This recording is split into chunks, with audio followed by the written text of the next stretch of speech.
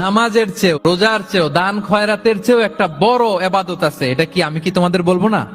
সাহাবারা তো অবাক, নামাজের চেয়েও বড় ইবাদত, রোজার চেয়েও বড়, দানের চেয়েও বড়। ক্বালু বালা ইয়া রাসূলুল্লাহ। সাহাবারা বললেন অবশ্যই হে নবী, হ্যাঁ আপনি বলেন সেটা কি? বিষ্ণু সাল্লাল্লাহু আলাইহি ওয়াসাল্লাম বললেন ইসলাহু যাতিল বাইন, বিবাদমান দুই গ্রুপকে মাঝখান দিয়ে যে মিলিয়ে দেয়া। নামাজের চেয়েও বড়, রোজার চেয়েও, সাদাকার চেয়েও বড়, মিলায়া দেওয়া। আমরা মনে করি সেজদা দিতে দিতে কপালে দাগ ফেলে দিছি, এটাই তো বড় ইবাদত। এটা তো নিঃসন্দেহে বড় ইবাদত। আমরা মনে করি হজ করতে করতে শেষ করে ফেলতেছি, এটাই বড় ইবাদত।